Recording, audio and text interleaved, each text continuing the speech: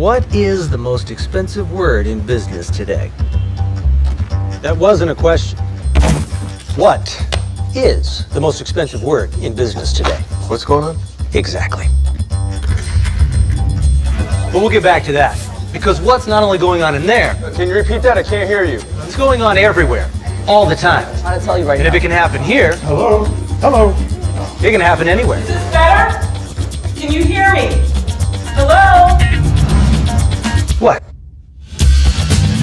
The world is getting smaller, they say. We're communicating 24/7 with everyone from Tokyo to Timbuktu. Yet we all just accept this obvious problem. Sorry, what seems to be the problem? It seems so. Look, what is holding you back? That's not what I ordered.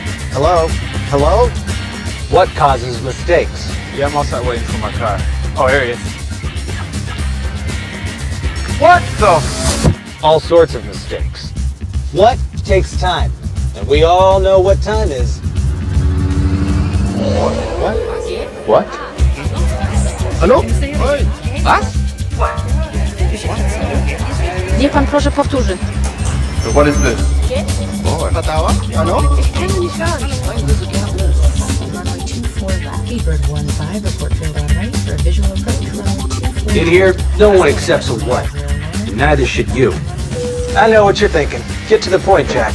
Okay. Bottom line is this. We optimize everything in our business life from the way we travel to the way we work. So why would we accept this?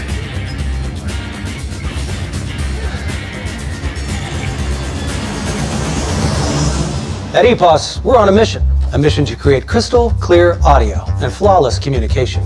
A mission to put what out of business? Sorry, what?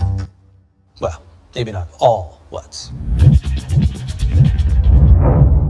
EPOS, the power of audio. Hello, everyone, and welcome to the EPOS Virtual Conference, the new age of hybrid work, co-organized by EPOS and South China Morning Post. My name is Yvonne Chan, and I'll be your moderator for today. Now, the COVID-19 pandemic has accelerated digital adoption at the workplace, and some companies are now planning for hybrid work, which combines remote work and face time in the office for the long term as part of their business transformation.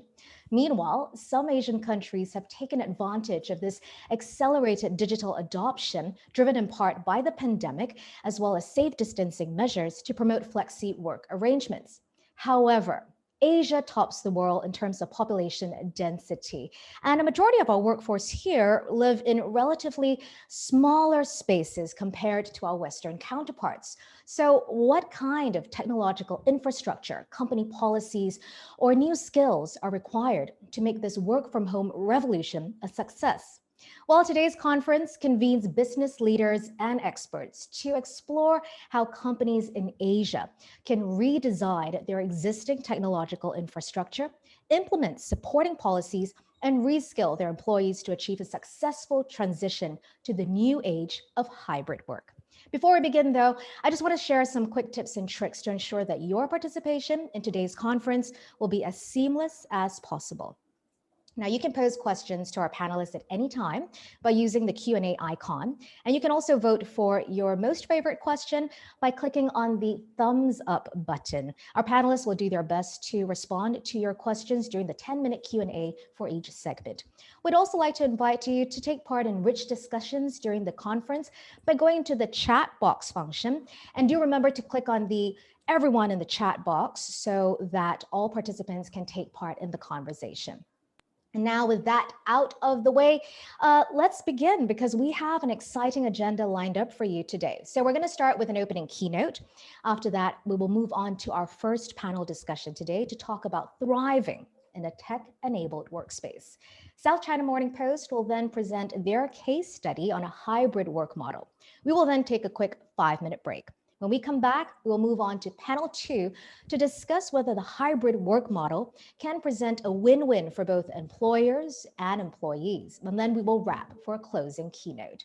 And now, ladies and gentlemen, please join me in welcoming Seah Kiat, the Vice President of Enterprise Solutions APAC at EPOS, for his opening address. Kiat, please. Thank you, Yvonne. Good afternoon to everyone. It is my great pleasure to be a part of today's event, the new age of hybrid work. I'm super excited with our lineup of distinguished speakers and really looking forward to some good learnings and sharing. In view of today's theme, how has the pandemic upended the way we work and communicate? I hope many of us will agree that the pandemic has thrown us into a dramatically different future of work. There's a rise in demand for connectivity and collaboration, which has moved the needle on digital workplace maturity. Communication tools have suddenly seen high adoption in a short time frame. Today, we're seeing a more distributed workforce, with some continuing to work remotely, as well as others returning to office gradually. That brings me to my next point. How do we define a hybrid workplace? Hybrid workplace is defined as working wherever you are, in the office, at home, or on the go. And as workforce become exceptionally fluid and dynamic, that opens up many opportunities for companies to reshape work and bring about efficiency that improves productivity. As hybrid workplace becomes the new norm, what do companies need to consider and plan for their workforce? Companies will be tested on their ability to review their IT infrastructure, their company policies, and workforce reskilling quickly to adapt to this new age of hybrid work. With that, I'll hand you back to Yvonne to continue with this event proper. Thank you all. Thank you so much, Kiat, for setting the scene for us. Indeed, there are lots of things to consider. Stay with us, though, because we're going to move on to our first panel for today to talk about how we can thrive in a tech-enabled workspace. Okay, so we have a few fun facts for you. Did you know that about 5 million people will be using a co-working space by 2024? That's a mere 3 years from now, and 158% jump from 2020. And this is according to the Global Co-working Growth Study that was just published last year. So as the hybrid work environment becomes more commonplace, workspaces need to adapt and evolve to not having everyone in the same space. Similarly, the trend of people using co-working spaces where your premises and your equipment are shared is expected to increase. And so collaboration and communication will become even more of a challenge in running organizations at all scales. So how do we get about this conundrum? Well, today we're very honored to have with us Heather Emslie, the APAC Director at Google Workspace, join us. I also like to invite Kong Wan Long, the CMO and co-founder of JustCo. And we want to welcome back Seah Kiat, the Vice President of Enterprise Solutions APAC at EPOS, to join me for this next discussion. Very good afternoon, Heather, Wan Long, Kiat. Okay, now on a scale of 1 to 10. Okay, I see all of you on the screen, so that's really good. Scale of 1 to 10. Please give me your personal poll rating on the current model of tech-assisted remote work. So this poll of 1 to 10, 10 being the happiest. How do you think we're faring on that front? And give me your rationale for choosing that number. Let's start with you first, Heather. Right, so personally, I would say I'm at an 8, but I've been fortunate. I've had the infrastructure in place that has supported this hybrid or remote type working, whether it's been because I've been traveling on a mobile device, etc. I think there's a lot of people that are less fortunate than me, so probably in a 5 situation because they don't have the right environment. So that's space, equipment, tools, but also policies in place in the companies that they work for to do these kinds of jobs easily using a tech-assisted environment. So you're at an 8 for yourself, given where you're currently working, but your assessment of others would probably be at a 5. Thank you, Heather. Yeah. Wan Long, what about you? Personally, I think I will give it a 9 to 10. You know, at the start, I was thinking maybe 2 or 3, but during the COVID, it has truly convinced me that actually we're at a 9 or 10. Realistically speaking, you know, I'm very impressed with how technology has helped remote working so far, especially during the COVID period where everyone was forced to stay at home most of the time. If not because of this COVID, I wouldn't even have realized that, you know, we have all the technologies in place to be adopted to enable us to work so efficiently. So for me, I think, of course, similarly to Heather, I think I'm also very fortunate to be based in Singapore, where the infrastructure is so robust, and for all this technology to take place in a maximized way, optimized way. Yeah. That's pretty optimistic. I like that. 9 to 10. Hong Kiat, please give me your personal poll rating. I'm taking notes here, by the way, guys. Right. So my own personal assessment is we're at 7th, which means, 7. yes, Okay. which means that I think the current tech-assisted remote work environment is enough to get work going, but more can be done. Now, why do I say that? Think about when all this started. Many of us have literally been thrown into the work from home environment by default during the COVID lockdown. And quite evidently, for many, including myself, the early pain points was about right-sizing IT hardware and software. But fortunately, with cloud technology, as well as unified communications, the employees can easily be set up remotely to stay connected. But is that enough? Surely more can be done to facilitate. And I guess today's session is for all of us to learn ways to get better at thriving in tech-assisted remote work environment. That's exactly why we have you guys on the panel right now, so I can pick your brains and get some viewpoints to share with our audience today. Heather, I want to direct this next question to you, yeah? As a workplace solutions provider, what are the collaboration tools is Google Workspace coming up with? Are there new tools or functionalities that have been introduced as a result of this latent demand that has arisen from this hybrid work environment? Yeah, so I think over the last year, we actually had to reprioritize a lot of the features in our product roadmaps to bring forward a lot of our Meet functionality. So in that, we released things like noise cancellation, which I think for us working at home, many think that's a great tool to help keep the dogs and the kids and the quiet out. But as we move forward, it's also a fantastic feature if you look at manufacturing environments and retail stores where you want to still have that video quality engagement with a supervisor, etc., without the noise of the storefront or the manufacturing floor. So noise cancellation was one. Meeting captions was another. Blur and replace background, a big ask for. Meeting translation. And then our number one ask this time last year was the grid view. So we went from having a couple of panels within the view, but as time has gone, we've introduced a 49 view where you can see up to 49 people on a single view. And that's just, I think that comes from a lot of people using more video and wanting to see reactions, etc. To what's coming and what are some of the things we're continuing to evolve in this space, I'm very excited about the Meet in picture view and how we're bringing Meet into our collaboration tools like doc sheets and slides. So where we could be working in a collaborative in a document collaborating in real time, which is something that Google's well known for. But really the area that's missing is when you're working in remote is how do I bring this video in so I can chat, I can talk through it, as opposed to us sitting around a table or typing in a document. So that's going to be released in the next month. And I'm really excited to see how that's going to really change the way we collaborate. Very exciting. I can't wait to see that too. Do we get first dibs here for us on the call? Can we try that out too? Okay, Heather, putting my hand up here. I want to be part of that.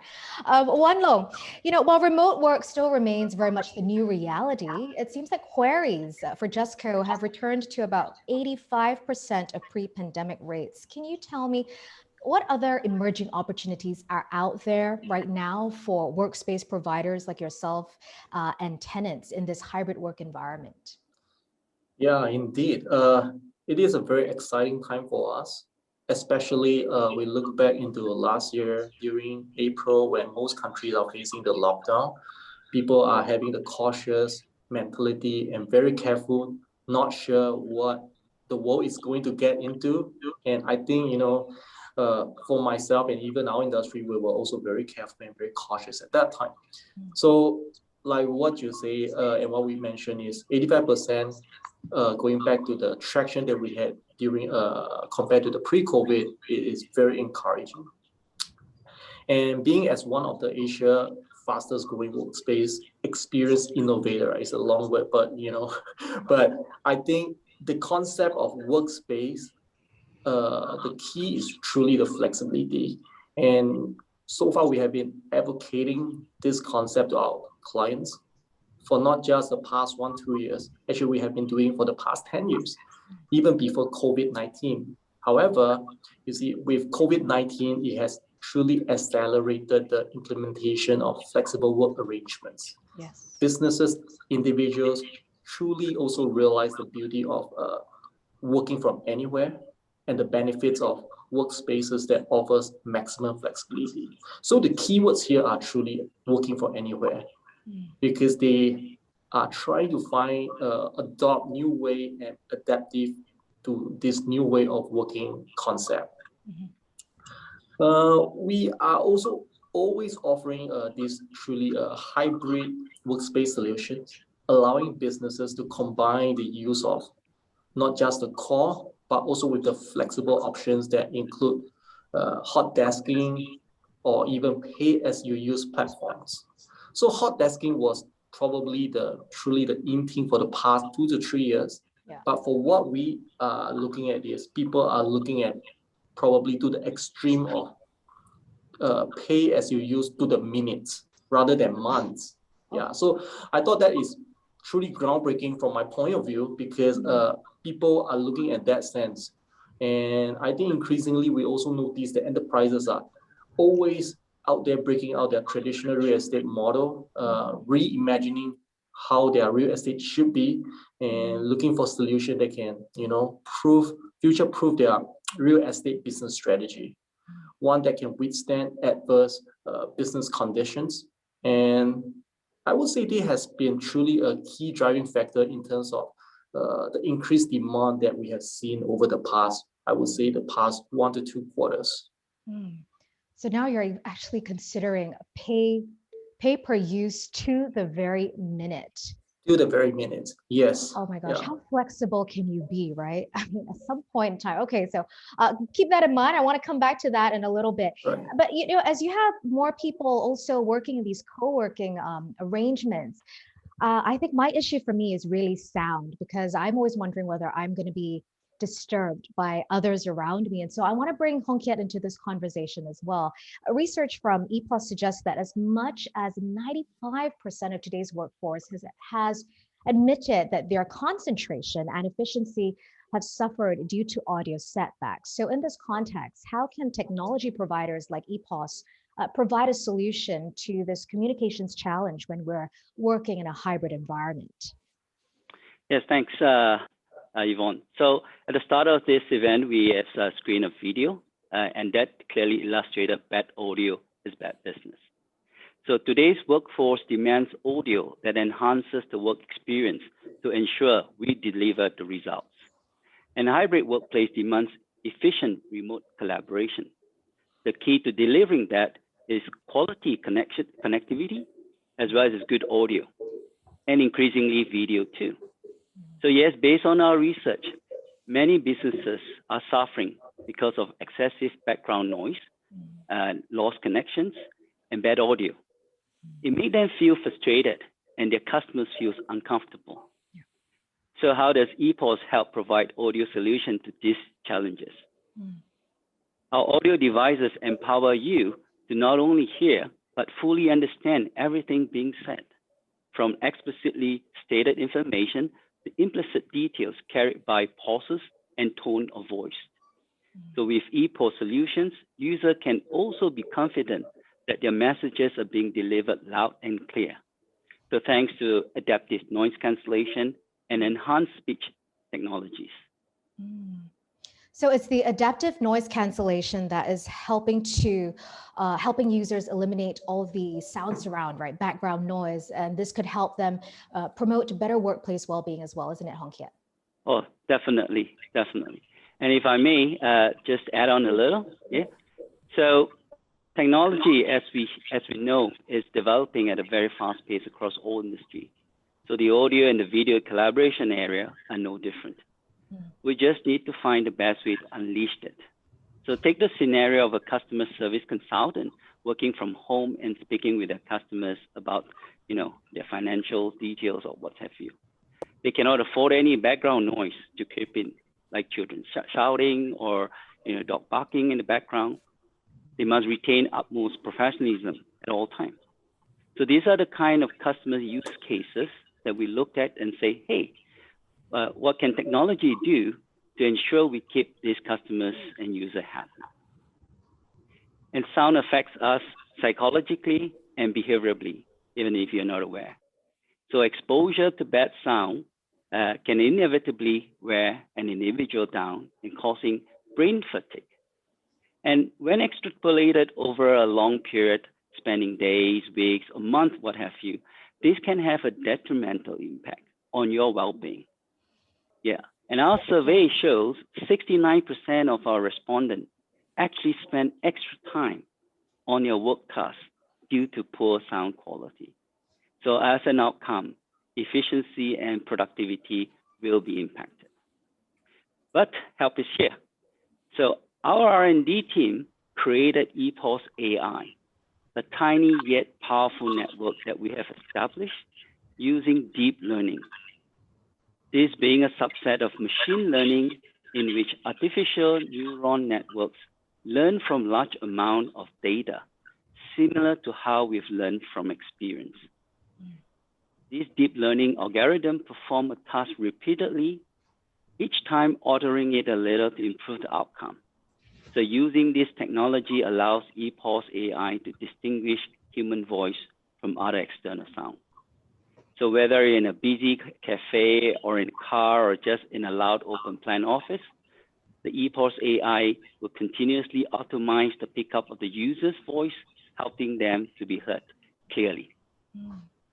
So some very smart and innovative technology there. And I have to agree, I think the power of audio when it comes to communication can't be overstated. And I'm sure many of us here on in this conference today, will be very familiar with these two most uttered lines from last year. Can you hear me? Or the other hated one, you're on mute. Okay, so power of audio, so important, right? Heather, let's bring you back to the conversation too. As an employer, can you describe to me what your physical workspace is like? And also tell me, what are some of the tech challenges that Google Workspace has encountered with this new hybrid work environment? Okay, so first and foremost, from a Google perspective, we've always prided ourselves on our workspaces. And we've encouraged employees to come into the office, even though we've always had this tech that's supported us to work from anywhere. Our workspaces has often been a thing that has attracted people to come work at Google. And it's just something that is part of the DNA. Our offices are built with spaces for collaboration that have both informal type that are built for informal as well as formal collaboration. So you'll find a lot of little hubs, coffee stations, etc., food areas where you can grab a quick snack, grab and go, have a chat. So there's a lot of space to try and facilitate that conversation and collaboration. But then we've also got the quiet spaces where you can go and do some of your best work. So there's areas that I can go into a pod or an area and work in a quiet zone so that I can get some individual work done as well. We are re-looking at some of this moving forward and how we support people who've seen the benefits of working at home. From a tech perspective, we've had to start looking at how do we facilitate hybrid work. So we've started looking at things like building in features that allow you to block out multiple spaces in your diary to not just have an 8-hour workday, but you may have a block in the middle of the day which you need to take out to do certain things. So there may be different blocks that you're available and not available. In addition, having different types of where your locations built into our functionality. So whether I'm working from home, I'll be in the office this day, and making that available to others so that they know what kind of meeting or what kind of schedule to schedule with you. So that's what we're doing from a product perspective. Some of the challenges from a tech perspective, and I wouldn't say this is Google specific, but it's ubiquitous across the board. So security. Suddenly in this remote environment, everyone was flourishing to get some sort of video conferencing solution. But often what was happening is they were getting solutions that were contravening security policies, things that they didn't allow in the past. So how do you manage a device in a remote environment in order to when it's not on your network? How do you make sure your company data is secure? So that's come up quite a lot, and it's one of those conversations we've had. Another one is support of users. So most people, computer breaks, or you have an IT question, you walk down to the IT help desk, or in some areas we've got online bots and things like that. Also onboarding people, how do you get PCs to people? That whole dimension has been something that firstly we were challenged with as an organization, as well as our customers as well. And then the last area, there are a lot, but the last one has been about legacy applications. How do you take an application which was built to function in a corporate network, so like the old client server type environments, and make that available outside of the firewall? So applications that facilitate VPN, which is a common technology, or virtual desktop, can be clunky, but organizations have had to look at some of these technologies to overcome some challenges in remote work. Thanks for highlighting some of these challenges for us. And you're absolutely right. I think security is a ubiquitous challenge faced by all. And it's really quite a big one to tackle when you have so many people working in different environments. It's not under one controlled office environment. So definitely some work that needs to go, more research needs to go into that arena. I just want to say thank you for all the questions that are coming in. I do see some great ones. We will get to them as soon as we can, just in a little bit more, but please keep your questions coming in for our panelists. So thank you so much. Wan Long, given the changing mode of hybrid work, I want to know, how is JustCo now repackaging your offerings to attract new tenants? Are there specific technologies or facilities that clients are now requesting for before they sign with you? So of course, I think over the past year, we do see that the behavior of our consumer has been changing rapidly. It has been in a very fast pace. So our mandate is actually to provide a platform that enables anyone to have the best work-life experience, anywhere, anytime. So we do this in three ways, three elements that we look at it. First, innovative products. Secondly, partnering our clients in redesigning how they consume real estate spaces, which means that we want them to reimagine how we can help them in terms of the real estate perspective. And lastly, which is offer them the maximum flexibility, like what I said, could we give them real estate by the minute, charge them by the minute, so that there's no wastage. And I think so far, innovation has truly played a key role in our success for the past 10 years since we started JustCo. And we continue to introduce intuitive solutions that help our members achieve increased efficiencies while keeping their bottom line in check. For instance, last quarter, we launched Switch, which is the world's first on-demand workspace platform, allowing users to pay by the minute for their usage of the space, which essentially is an app for you to log in and choose the nearest workspace for you to check in. So you check in, use the QR code, tap in, and then when you tap out, it just charges you by the minute and you pay by the minute. It could be, so it could be you paying $2.22 for that couple of minutes, 20 minutes that you use. And most importantly, it's in a very secure professional setting, unlike, of course, some of the cafes that we have been. So we continue to help our clients to redesign their real estate strategy by providing platforms such as Switch, and that not only boosts employee satisfaction, drives productivity, but I think most importantly for a lot of real estate people out there is also to maximize their cost savings and of course business excellence. So I think beauty of JustCo or any of our peers in this industry is that we try to provide members with maximum flexibility to upsize and most importantly, to right-size their office spaces so that there's no wastage, which is what our clients need when it comes to scaling their business.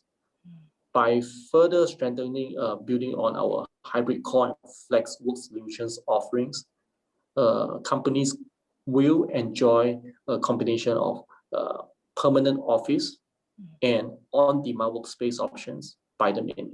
So this is a mixture combination of both, depending on the strategy that the enterprises or the company occupiers want to deploy. So there's a lot of flexibility that I see you introducing. And like you said, it's about maximizing your cost efficiency. So instead of paying for a block, an hour block where you're not utilizing the full 60 minutes, you just pay for that 20 minutes. But are you investing in any new technologies as well? Yes, indeed, we are. So originally, we are just a co-working provider, but we do see that, like what you see, how could we formulate an even better hybrid work for a lot of workforce out there? And that's when technology has to play their part. Okay. So if you look back 5 years ago, people look at co-working spaces as just like temporary solutions. But now what we are trying to achieve is, could this become an essential part of strategy for your enterprise, for your company? And that's the conversation we are having today compared to 5 years ago. We do see there's a big shift in that type of behavior, in how people are accepting this flexible type of workspace. Yeah. Speaking of a big shift in behavioral trends and the questions that are being asked, Kiat, I want to know, how do you see consumer trends and audio solutions evolving going forward, especially when we have more employees now working remotely? Yeah, certainly. Yeah. Most of us, being thrown into work from home by default at the start of a COVID lockdown, after a year, I think many of us has gotten smarter in knowing the audio pain points that arises from work from home. But having to shift into a hybrid work style, we've certainly seen consumer demanding for high performance enterprise grade headset with active noise cancellation, long talk time, multi-point connectivity, wireless, just to name a few. Thus, these consumers are turning away from a cheaper or off-the-shelf models and investing in quality audio equipment, knowing that it simply works and kills as much audio pain points as possible. Now, looking to the future, we need to be thinking beyond the pandemic to a world of hybrid work and learning. The next generation of employees and students may never know what it is like to step into a cramped public transport, work from an overcrowded office space, or learning in an overcrowded auditorium. Instead, they will expect seamless connection and communication from wherever they work. So wherever hybrid work takes you, EPOS has the sound technology to enable professionalism anytime. And lastly, what's also apparent is that smart employees have a greater awareness of communication style. They really care about what they use and have strong feelings about designs and functionality. At EPOS, we encourage smart investment in premium audio solution as it carries with it a degree of future-proofing too. Future-proofing, and what a future workforce would know would be that of a very seamless connection in this kind of new hybrid workspace. But I do think everyone should have the experience of going through the Google pantry. That one is legendary, right, Heather? I mean, when I went to Google's office, it was all about, you have so much food in your office. They couldn't even leave. Heather, coming back to you, based on the feedback from your users, can you tell me what seems to be the most popular functionalities in the Singapore as well as the APAC market? So I'll start off with one of the areas that struck me at first, but chat is actually one of the most popular features we're seeing and where we see quite a lot of usability. And you can see that from the number of different consumer apps we have across the region.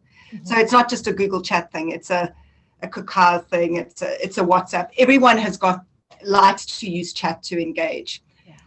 I'm also starting to see this actually transcend into meetings, where people, I find sometimes because of either language barrier or confidence, a lot more people like to use the chat feature to either respond or add a comment into a discussion versus coming off mute and asking the question. So things like our Q&A feature is one of the areas where I feel that we're seeing a lot more usage of that than people coming off the mic. Also in large groups, that really, really helps a lot. In addition, electronic forms is coming through. It was something that's been there for ages, but it's started peaking again, where it's another way to collect feedback, because you can't just pass someone in the corridor and say, hey, what do you think about this? Hey, what do you, it's another way to get feedback and be able to action certain things in there. I also mentioned earlier, So we're also seeing AI and bots coming into the market. Now, this is not my area of expertise, but there was a case earlier this month where HSBC actually implemented a chatbot. And what the chatbot did is it went through and interrogated all the policy information of the various regions that they work in. Now, that you might say, well, yes, but what they realized is that often time zones and being conscious of where people are and getting timely information and accurate information based on time zones required storing the knowledge base and using these bots in order to save time, get a better view on the market, etc. So that's another area that I'm seeing some of the technology evolving over this time. Thank you, Heather. Very enlightening one there. And I have to say, I'm also very, very big on chat. I mean, here in Asia, it's always about the chat. And yeah, right. I think it's very useful to have the Q&A function when people just type out their questions. And I'm seeing so many questions come in. Thank you, guys. Keep them coming in. We're going to go to our Q&A very shortly. Wan Long, can you tell me now, too, what are some of the struggles that you have encountered from a co-working space startup perspective? And how is JustCo and your employees continuing to adapt to these evolving changes? Like you said, 5 years ago, you never had that conversation, about offering even this flex and core with your clients, but now this is an intrinsic part of what you're offering. So in the early days, I would say the concept of co-working was relatively new to Asia. Like what I mentioned, when people talk about co-working, it has to be because you are a small office, you need a small office, you have a small setup, transition spaces. Things are not talking about moving your HQ or something that is more in a bigger scale. So although it was at that time, although it was already a rising phenomenon, in Western countries, but over the years, we spent a lot of our early days researching what worked, didn't work for co-working providers, and what our education we have to give out to help people, like what I say, the flexibility benefits, or even the type of satisfaction you can get out from working in a co-working setup. Yep. And to add on to some of the struggles that we had is, localization, because we have grew to 9 cities over the past 10 years.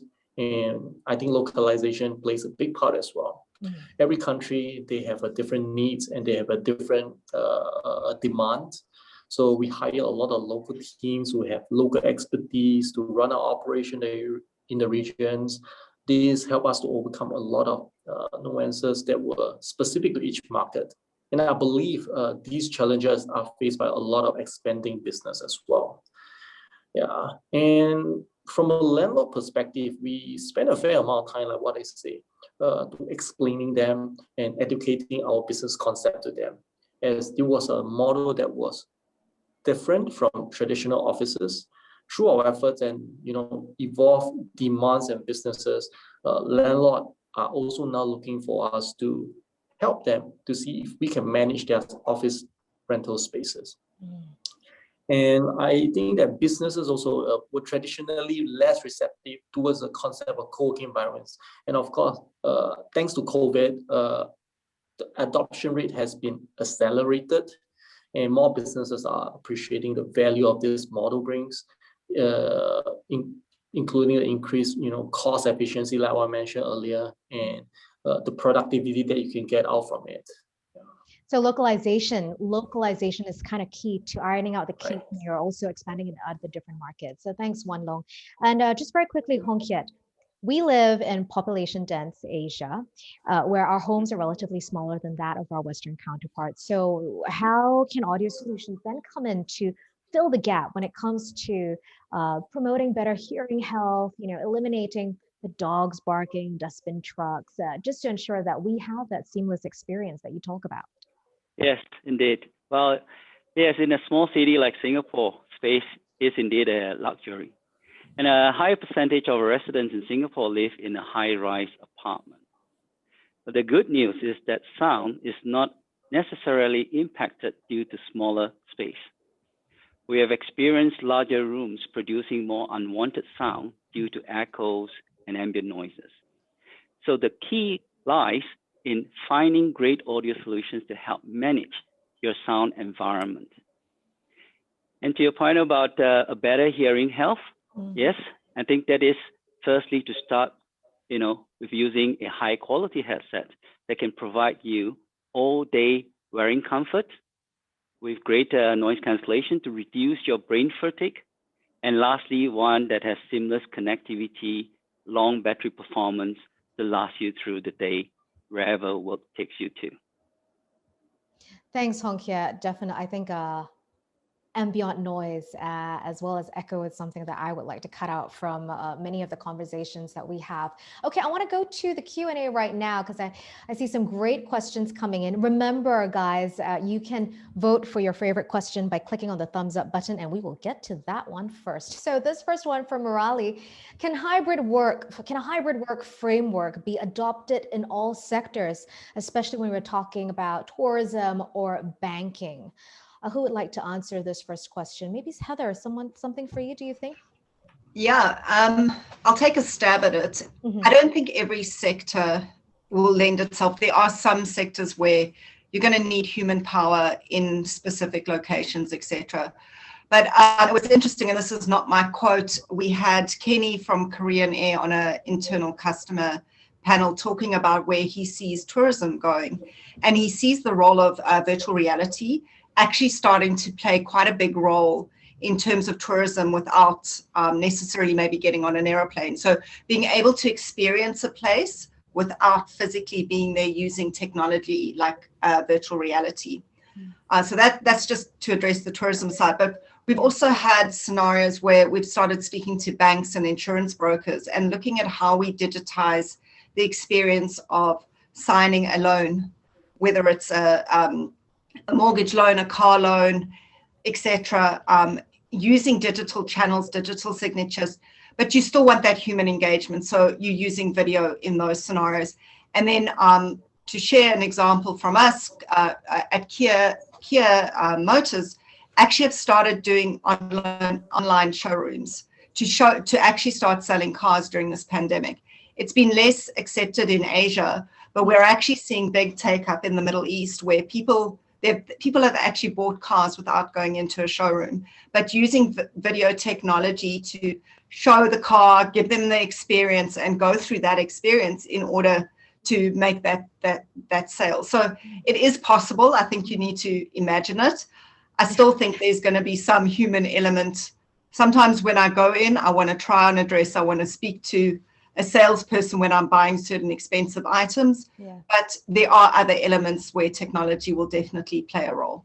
Yeah, that's a great example. Such an immersive, you really need an immersive experience to want to buy a car online.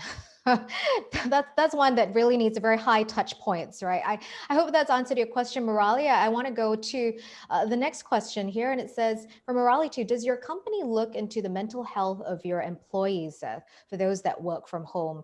Would any of you like to touch on this just very briefly? Because we'll be talking about that in more detail for our second panel discussion. Perhaps Wan Long. I would like to just quickly add on to the first questions. Okay, yeah, sure.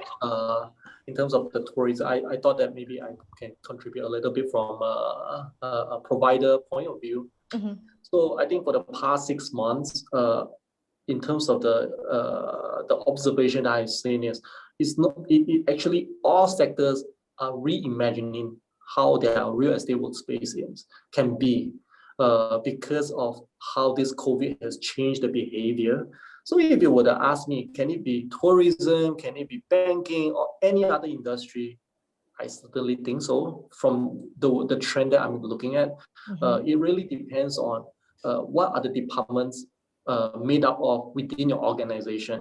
For example, recently I just spoken to some of the biggest banks in the world.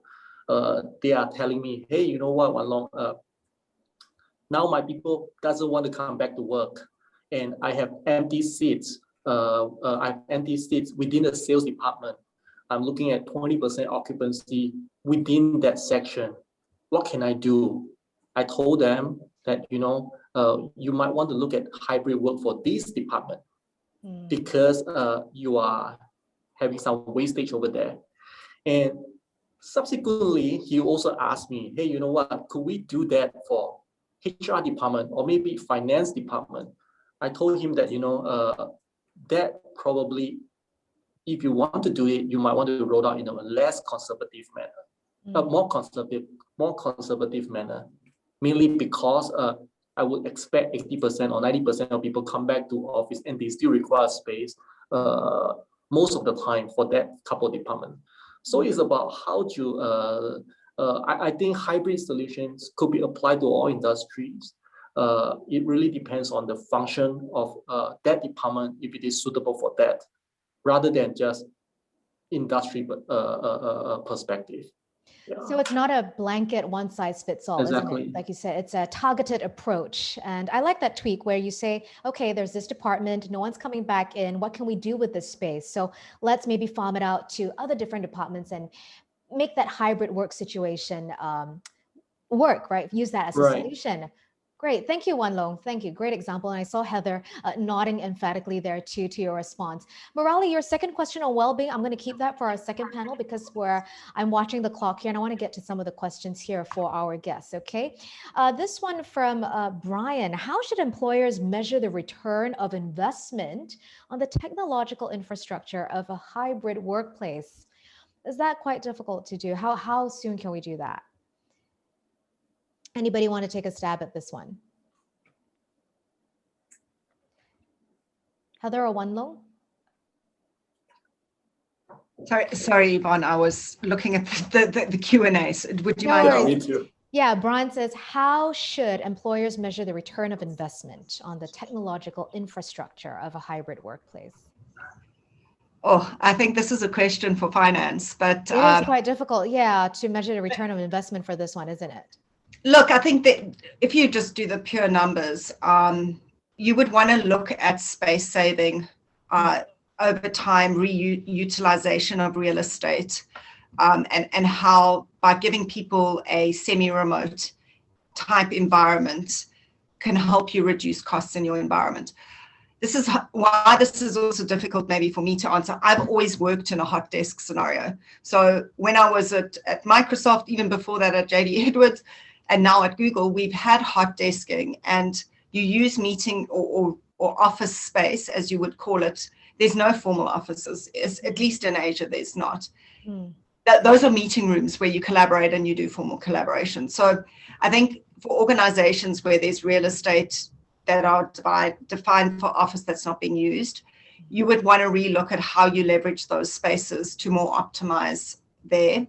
I think also then there's other things like employee well-being, which you can't really put a number to, but that's true. Places like Indonesia, I remember speaking to my teams, some of them were taking 3 hours to travel to and from their office. And then in India, it takes 2 hours to get anywhere. So you get 3 customer meetings in a day, if you're lucky, maybe 4. Whereas today, we would need to just help with time management, but you can actually do a lot more. So productivity levels also go up. So it's a difficult one to measure, but those are some things to consider. Yeah, definitely some food for thought there. Thank you so much, Heather, for taking a stab at that question. Thank you, Brian, for your question too. This next question from John to Wan Long. What is the premium or the increasing cost on the per minute charge for co-working space versus a longer term membership? Right. It's a very good question because I get asked a lot by my customers. So in terms of unit economic, definitely the longer term you sign, definitely it becomes more, that the price becomes better. I think that is the logic of any products or the terms that you can commit or you want to buy. So, but the question becomes, when I always ask my customer is, how long do you actually use your space? Even if you commit with me a 1 month term, how long would you usually be in that office? And a lot of time when I get back, the question is, I always spend about 40% of the time of the office. I only spend 10% of the time of the office, things like that. Then the next question I ask them is, have you ever thought about, just pay that 10% of the time that you spend in the office, but I just charge you slightly higher in terms of unit economics. And in return, you're paying lesser monthly fee compared to a higher monthly fee that you don't really utilize on. So it really depends on how much time do you want to commit per month and compare with the unit economy of per minutes that we are charging. So for me to answer the question short is, if you're going to your office 60 to 70% of the time, I think you want to commit a longer term, be it 1 month, 2 months. But if you're only because of, how COVID has changed the way that we usually spend time only 10%, 50% of time in the office, then I would say, pay per minute might not be a bad alternative for you. All right. Well, thanks, Wan Long. And there you have it, John. 2 alternative solutions for you to consider, right? Do you spend more time in the office or do you spend a lot less time in your physical office? Okay, thanks, Wan Long. This next question, perhaps for Hong Kiat. How do you see the role of audio-only solutions like Clubhouse for corporations in the future? Do you see a lot more organizations leaning towards Clubhouse to carry? I mean, it is pretty revolutionary. Clubhouse. So do you see organizations moving towards Clubhouse to get meetings done, to get ideas across, and maybe they may not even be using Zoom anymore to conduct webinars? Or do you call it like Clubhouse conversations, Hong Kiat? Yeah, well, I think Clubhouse is kind of revolutionizing the way people are coming together. From time to time, we really see a lot of players coming into this arena to offer, many ways of people coming together. I think what's important also is for organizations to consider, are this environment safe? Are this environment compliant? Really organizations would like a infrastructure that they could also be able to extend, not just within the company, but also be able to connect with their peers, their customers, or what have you. So I think the key to the adoption is really, in the environment where work can be done in a safe way. There are compliance issues that can be addressed to. And certainly, time will tell whether these providers out there will be able to appeal to these, I would guess, users in this area. Yeah, it certainly boils down to security and compliance again, isn't it? For something to really take off for the long term. Thanks, Hong Kiat. Right. This other question from, quote, an anonymous attendee. When approaching hybrid work, many organizations use multiple tools and platforms. How can technology solutions providers work together to develop a single sign-on system? Is this possible? What are the barriers? Heather, I see you chuckling. Please tell us. The biggest unsolved question in my career is how do we solve for single sign-on? Look, this is not an easy one, and I think many providers have a point of view, and they want to be the single source of truth in this space. What I do think, and this is not my area of expertise, but we've actually opened up a lot more to allow connectivity. So you can start using various connectors to allow for some single sign-on. There are technologies out there, but it's never a simple thing because there's an argument about who's the owner of the single identity and where's the authoritative source of truth. It's a very complex issue to solve. Mm-hmm. At a technology level, there's definitely providers. I mean, Google does it, Microsoft does it. There's some open source stuff as well. So it's there, but it's about what works most for you. Sorry, I don't know if that answers your question, but it's a difficult problem to solve. It is, isn't it? Wan Long, I see you nodding too. Do you have anything to add on to this question? No. I think same thing as if don't have a solution tough, from right? Google. I don't think anyone would That's have a tough one to solution. answer. Yeah. Okay. This one for Hong Kiat. I want to ask a question for Hong Kiat, again from our anonymous attendee. Please tell us your name. We would love to hear your names, guys. How can audio actually boost productivity? Thanks. So quote unquote. Yeah. Right. Yeah, thanks for the question. Yeah, you know, when we talk about audio, we have to define, is it a good audio or bad audio? And as part of our research that we have done among quite a large group of people across different geographic, one of the very interesting findings that we've gotten is that people, you know, lose about 29 minutes of their time in a week just meddling with equipment or, you know, what have you, getting started on your calls. And also within the calls, you know, lost connectivity, bad audio, etc. Now think about that. 29 minutes. You know, it is a, you know, if you could put a dollar to it, it is also a loss of productivity, so to speak. So we are advocating people to you know, as I've earlier also mentioned, empower your sound experience. You know, so invest in you know, good quality headsets to take away all your pain points, and therefore you will immediately see your, you know, your well-being. You know, you're able to hear people better. People can hear you better. I think the conversations will get you know, easier to get on. So I think that would really be able to resolve. Mm-hmm. When you can hear everyone better and communication's better, there's just a lot less chance for miscommunication. Anyway, exactly. Thank you, Hong Kiat. Ladies and gentlemen, we're coming to the end of this panel discussion. But before we wrap, I would like some closing one-liners from my panelists today, Wan Long, Heather, Hong Kiat. What do you think would be the next game changer in solving the communications challenge in a hybrid work environment? Wan Long, let's start with you. Sure. In my view, I think the way to overcome the communication challenges in this type of new environment, it's not about solution or product. I mean, just in my view, I think it's truly about the change of mindset. Yeah. So changing mindsets, you mean getting people to accept that this is a new way of doing things, and they just have to be open that, okay, I'm going to be working in a pay per minute kind of co-working space, and I'm not going to be going to a physical office for the long term. Right. Okay, mindset change. Thanks. Go on. Sorry, go on, Wan Long. Yeah, I'm just saying, and that will be very powerful, because when you have a change of mindset, you will start be really, you know, acceptance of more type of technology products, or even like what Hong Kiat is talking about, the headphone, earpiece, all those things, it will just come to you, right? Yeah. Thank you, Wan Long. Heather? So I had to think about this one a little bit. And I would say we'd need to actually look at solving for the digital divide. And how do we make what we accept in our day-to-day as fully function technology? And we heard the varying views on how good we are. How do we take this fully functioning access to some of these technologies onto mobile, or on mobile or low-cost devices in a secure and affordable manner?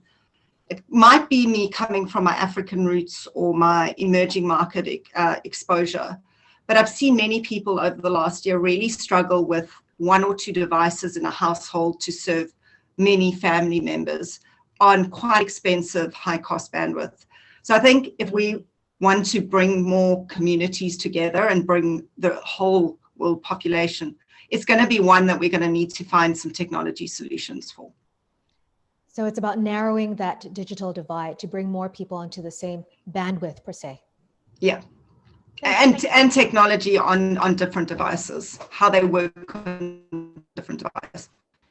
Thank you. Thank you, Heather. Thank you. Hong Kiat. Yeah. So firstly, just let me say that I attest to what Wan Long say. Mindset. The mindset change is really critical.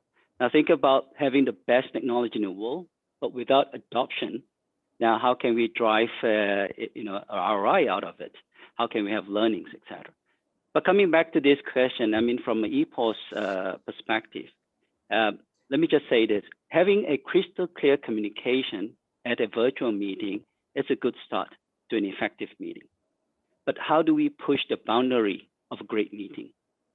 So imagine leveling up your meeting experience with an intelligent audio solution that can transcribe your meeting as if all of you are in the room together.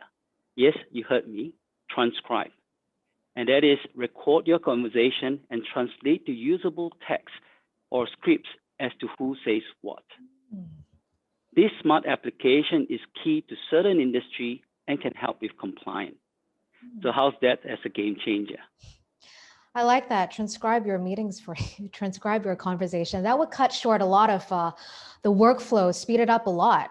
I like that. Thanks, Kiat. And a big thank you to my panelists for panel one, Wan Long, Heather, and Kiat. I think you've shared a very wide spectrum of perspectives in this panel discussion. Heather from Google, you provided your perspectives from both the technology provider as well as the end user perspective. And Wan Long also talked about the increasing demand for workspaces that are not only extremely flexible, but also intelligent, right? Where technology is part of the workflow that helps to improve productivity. And Kiat has also clearly highlighted the importance of having really good quality high-tech devices that enables you to have a very seamless work experience, whether you're in a hybrid work environment or whether you're a worker on the go. So thank you so much, guys. And thank you to all of you who have also submitted your questions. There are some questions that are more suitable for panel two, so I'll do my best to get to them later on. Okay, thank you so much. Next up, we have Xing, the Vice President of People at South China Morning Post, and she's going to present a general vision showcasing the hybrid work model at South China Morning Post and how South China Morning Post is empowering its employees to create Asia's leading media brand. So let's see how South China Morning Post approaches hybrid work across its different offices in Asia. Let's take a look. Good day, everyone. I'm glad to share today how South China Morning Post has gone through the journey towards a hybrid work model. It has been planned as a company strategy, enabled by the technology and accelerated by COVID. We always believe that flexibility will be the future of work. That's why we have started this journey a few years ago as part of the company digital transformation. One of the milestones is the inauguration of our global headquarters in Times Square here in Hong Kong, early 2018. This office was designed to offer a variety of work and social space to be digital, integrated, joyful, and agile. Many different facilities are available to enhance this experience for all staff. We have internal staircase that bridge 18th floor to 22nd floor, creating a central highway of traffic, starting from the editorial atrium, the beating heart of our news organization. Then we carried on equipping every employee with a laptop, transiting into G Suite, moving everything to be cloud-based. Colleagues can connect and access from anywhere, no longer restricted by physical location. As you can imagine, how this enhanced mobility has helped with the coverage of the social movements in Hong Kong back in 2019. It brought greater productivity not only to the newsroom, but also to the whole company. Of course, not to forget the adoption of Slack, the instant messaging tool to facilitate the real-time collaboration wherever you are. As most of the companies in COVID times, we spent months working from home in 2020 to protect our employees. I have to admit, teams have transited to work from home very smoothly, showing amazing agility. We have very quickly adapted to the virtual way of engaging with the employees as well, keeping the spirit of togetherness. Town hall have been live streamed from the studio to all the office, Hong Kong, Singapore, China, US, etc. Training sessions have been moved online using a blended learning mode. And even activities are conceived to be virtual. Online talent show, work from home photo competition, etc. During the extended work from home periods, we noticed the productivity of the teams did not drop. On the contrary, in many cases, the productivity increased. So we felt confident that home can be a viable working location. Therefore, we officially launched the work from home arrangement in November 2020. What is unique about this SMP work from home arrangement is the philosophy that both office and home represent different qualities as a work location. Work from home can be a choice based on the work needs, and employees are trusted to make that choice. It is totally flexible. When to work from home and for how long, what employees are expected to deliver during the work from home period, etc. All that can be discussed and aligned with the manager. The only thing we need to keep in mind is that office remains as a primary location, as work is a social activity by nature. Therefore, the time split in favor of the office. To deploy the work from home arrangement, we have provided the people managers with intensive workshops, as it is a big step for us to evolve towards a trusted-based management culture. We are glad to see the work from home arrangement has been adopted by managers and employees very smoothly, as it is a natural outcome of a years-long plan and efforts. However, the journey never ends. In the new normal, we are facing new challenges. In the hybrid work model, employees may work longer hours at home, they may lack human interactions and/or physical exercises.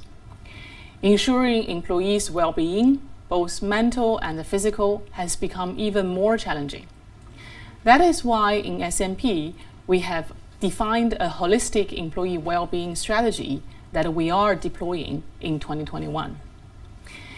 In the hybrid model, teams are more distributed. They may be in different locations and in different time zones. Managing a distributed team requires the people manager to proactively plan things ahead to keep team members productive and engaged. People managers will need to double down their efforts in communication to ensure that everybody is on the same page. We are, of course, helping our managers to tackle those challenges. So the journey continues. We are confident that we're progressing on the right track with the right pace. Thank you. Well, thank you, Tin, for that enlightening report. Indeed, the journey continues. If you have any questions for Ting-Shin, you can input that into the Q&A icon, and the South China Morning team will reply to you by text. Ladies and gentlemen, I hope you've been enjoying the conference so far. We are going to go for a quick break as we've come to the end of part 1, and we will resume part 2 at 5:10. So see you soon.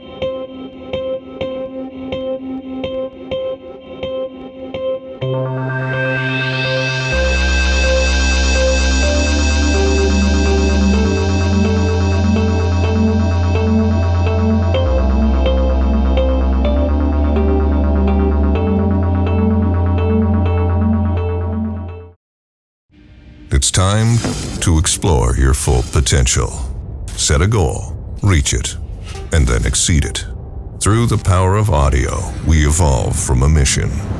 We pioneer in audio technology aimed to make you transition.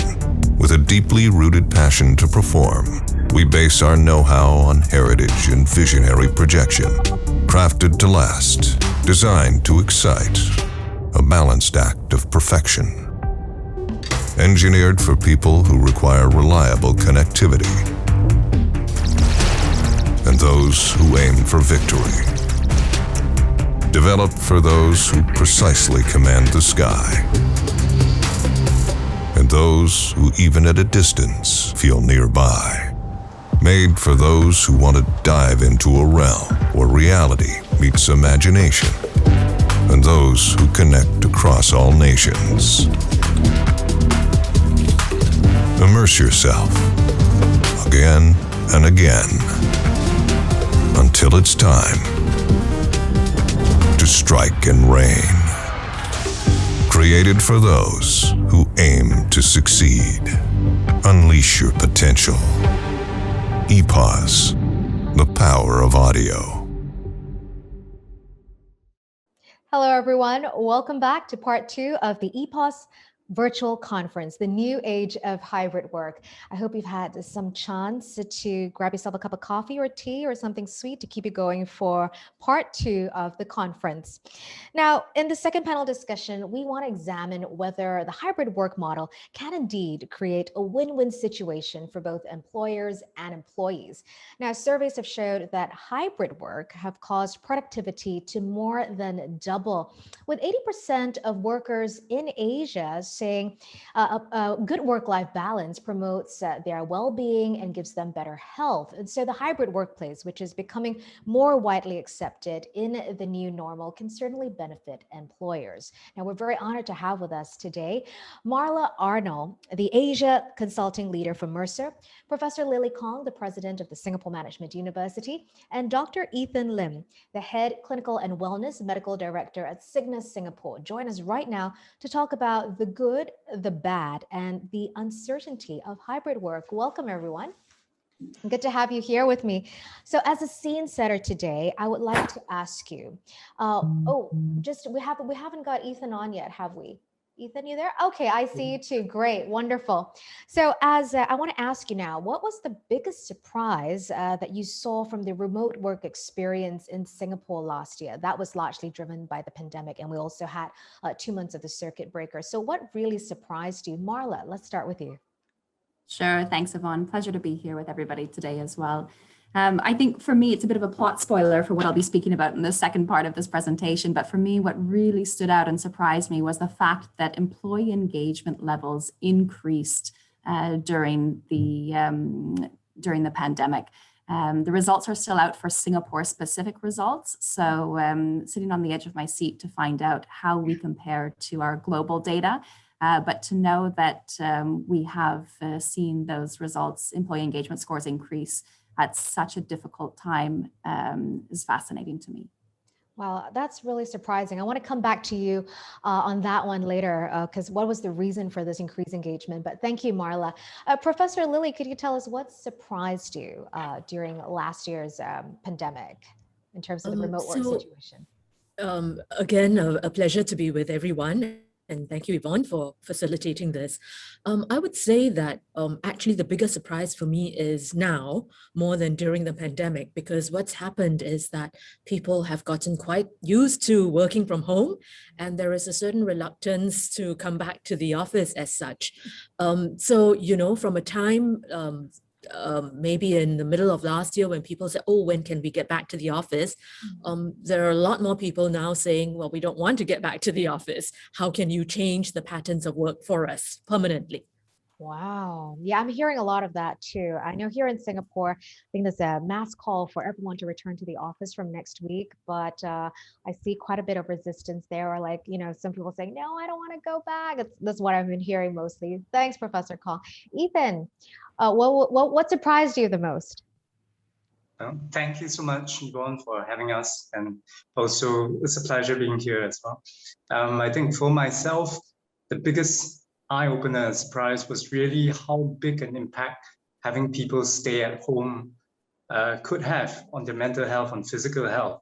I don't think anybody would have thought that being at home for weeks would change things so much. And I think we will see, you know, colleagues and friends around us having changes in their weight, changes coping and, you know, many things, finding that working from home wasn't so easy in the beginning because there were things like, oh, the children, bandwidth problems, many issues. And then as it went on, people were starting to grapple with their own issues of how being stuck and behind four walls actually affected the mental health so much. And, you know, definitely with a reduction in social interactions, that really took a toll on many people. And we saw it very much in a lot of surveys that came out, even in our Cygnus 360 impact surveys as well.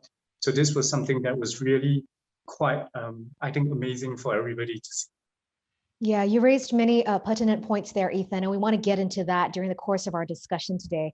I giggled a little at the pandemic weight thing because you can either have two ends of the spectrum, right? You had the pandemic bod, was it like the dad bod type, or like the hot bod type? So that was quite fun. Okay, I want to move into this discussion now.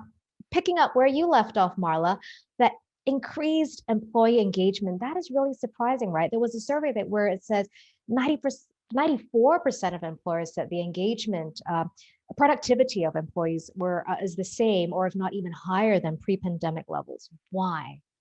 Yes, you're right. And I think the two are closely connected. And we even heard in the video just before this of Xinsheng saying that at SCMP, in fact, they saw productivity levels stay the same or improve as well. So I think it's interesting to see such a wide profile of companies experiencing a similar impact. And for me, it comes down to three key reasons. It comes down to leadership, preparedness, and listening. And I'll go into each of those in a little bit more detail. But from a leadership perspective, the pandemic brought about and forced upon new styles of leadership. Leading with empathy or communicating with empathy was one of the key words or management styles, not just at the business level, not at the CEO level, but across management in general. And I think that really went a long way to reassure and engage and support employees. A couple of data points for you. We saw at the management level, we saw a 17% increase in manager outreach to their employees during the pandemic. And we also saw a 10% increase in manager one-on-ones with their employees. So we're seeing more connectivity at a time when individuals are less physically connected, which is interesting. Yeah. The second point on preparedness, I think I wanted to point out that hybrid or remote working is not a new concept. It's just been implemented to varying levels of success in the past. One of the things we talk a lot about at Mercer is the say-do gap. From our research, we know that 2/3 of companies prior to the pandemic had flexible working policies, but only 1/3 of employees actually felt comfortable requesting to use those policies. So we had a collective readiness, but there were cultural barriers, sometimes individual barriers to being able to use that flexibility. And the pandemic was an equalizer. We all had to go home. We all had to work from home at the same time. And that removed some of those key barriers of, if I'm not seen, will I still get promoted? Or can I still have a successful conversation if I'm not physically in the room with somebody? So I think preparedness was actually there, but the push to actually do it has surprised people that we can evolve that level of trust and collaboration in a remote environment. And lastly, listening.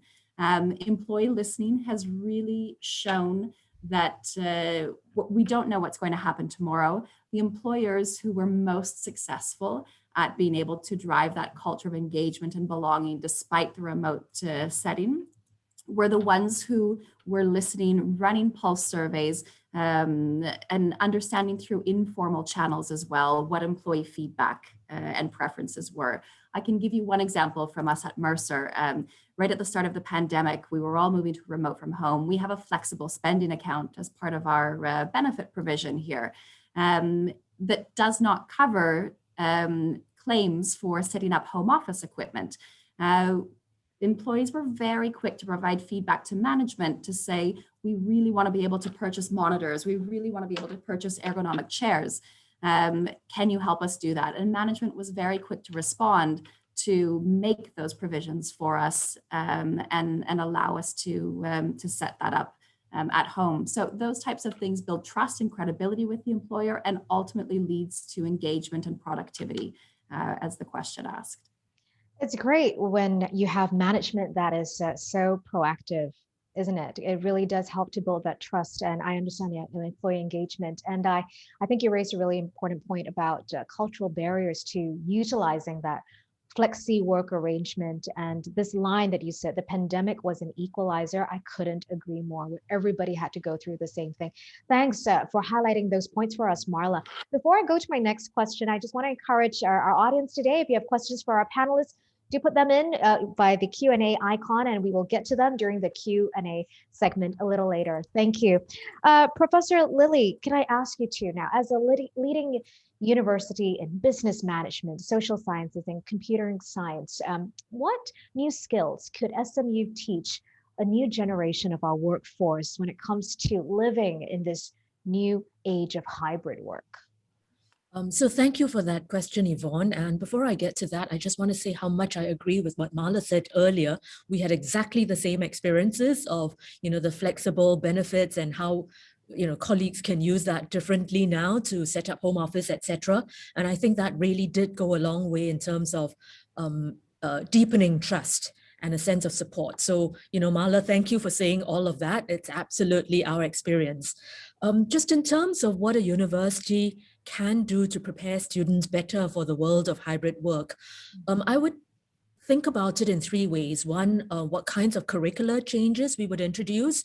Two, what kinds of pedagogical differences we would inject into the way in which we teach and learn. And three, let's think a little bit about the co-curricula. So first of all, I think there's no getting away from it. If we're thinking about curricular changes, we're going to need to embed digital competence far more than we have had before. So, our core curriculum is changing. We are introducing more courses on digital technology, digital transformation, and understanding the impact of digital change on human individuals. We're introducing new interdisciplinary courses and have indeed done so in the last couple of years and speeding that up. So for example, digital business as a new major, accounting, cyber risks and forensics as a new major, smart cities management and technology, computing and law. So there's no getting away from embedding into the curriculum a whole lot more content about digital. But it's also about pedagogical changes as, we have to deliver our classes in different ways, and our students will have to learn in different ways. So for example, getting students working on group projects to learn how to use new digital tools, working in groups. So, we all use Microsoft Teams now. How did they pivot? How did they learn to use that? How do they use Slack, for example? How do they use Trello? And we weren't born to know how to use all of those things, and they've had to pick all of that up. But very importantly, I think we mustn't forget the co-curricular that, as we all work with, the home environment, and sometimes that lack of clarity as to when is work time and when is downtime, we're all facing that. And how do we prepare our students for the next pandemic when they're going to end up working like that? And disease X, when they're going to end up working in circumstances where they have to learn to manage their time, manage competing demands. And we've rolled out workshops to try and help them with that. They're also going to have to learn to work across cultures and across geographies under very different conditions. In the past, you could send them for an exchange program, you could send them out to the neighboring countries for community work and so forth. Now, where are the opportunities for them to learn all of that when you can't travel? And so we've had to find new ways of introducing internships, cross-border internships, cross-border projects with students from other jurisdictions, other universities elsewhere, and create new environments for them to learn cross-cultural interactions. And through all of that, whether it's the curricula, the co-curricula, the pedagogy, trying to get them to be more resilient and more adaptable, because now it's about learning to work online. Who knows what the next challenge will be? And there's no way in which we're going to be able to anticipate every single change in our lifetimes. They're just going to have to learn to be adaptable. Yeah. And how can we do that as universities? Wow, Lily, thank you so much for taking us through that. It seems really comprehensive, teaching them to manage their time, working cross-culturally, cross-geographies. And I have to put up my hand to say I only learned how to use Trello last year as a result of the pandemic. Slack also a couple of months before that. So it's still a learning curve for us, even though I'm no longer in school. But since I have you in the spotlight, Lily, can I also ask you then, you've shared with us what you could teach, right? New skills that you could teach students in the education sector. Let's move on to the corporate world. What could SMU recommend to companies who may be looking to reskill their employees to achieve a successful transition to a hybrid work model? Do you think universities have a role to play here? Absolutely. And I really want to thank you for that question, because the traditional model of a university where we're working with the traditional students, meaning the 18 to 24s, I think is going to change. It's changing in Singapore already, where the universities are in the space of providing continuing training for the person who is already in the workforce. And so with this change, with this hybrid work, with digital transformations, with greater emphasis on sustainability and all that, universities, I think, absolutely have a role to play. And I would break that down into at least two areas. One, I think there's a role for us to play in terms of preparing our leaders differently, our leaders in organizations differently. And then, of course, at the operational level, how do we prepare, upskill, reskill the people who are in the workforce differently? Now, at the leadership level, I would say that, there are many theories about management. Management by walking about is one of them. Now, how do you manage by walking about when you can't walk about, right? And when you think about, how to create online social connectivity amongst your colleagues, amongst your staff, how do you build community? How do you build platforms for caring and demonstrating that empathy that Marla was talking about earlier, the new skills for listening, skills for managing performance remotely.